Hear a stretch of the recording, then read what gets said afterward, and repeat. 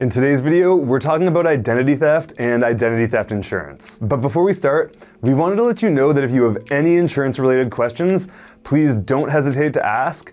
Drop them in the comments below and we'll be happy to answer them either directly in the comment section or in future videos and blog posts. And while you're at it, don't forget to like this video and follow us on social for more great insurance-related content and all things Billyard Insurance Group. All right, let's get into today's video on identity theft and identity theft insurance. We'll start by defining exactly what identity theft is. So identity theft is when someone obtains key pieces of information regarding your identity, things like your name, SIN number, or credit card numbers, and then uses this information without your permission to commit fraud and other crimes. This has the potential to make your life very difficult.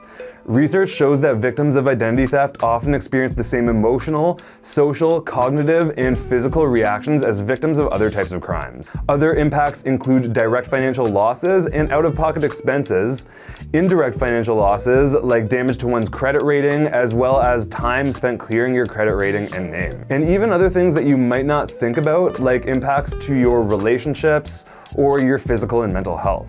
As you can see, you really do not want identity theft to happen to you. But if it does, the following steps are going to help you get your life back on track. Firstly, you're going to want to stay calm and gather any information you have about the fraud. This could include things like documents, receipts, emails, and text messages.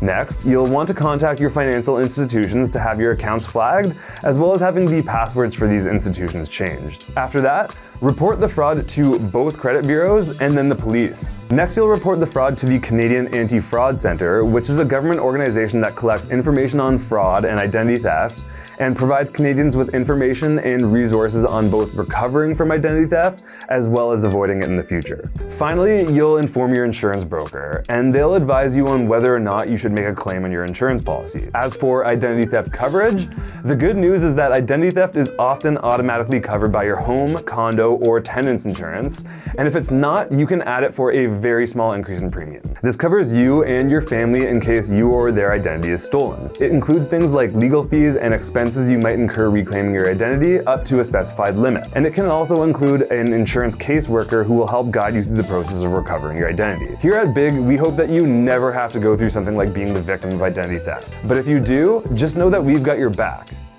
As always, for more information on identity theft and all things insurance, check out our blog or connect with a Big broker. We're here to be your trusted insurance advisors.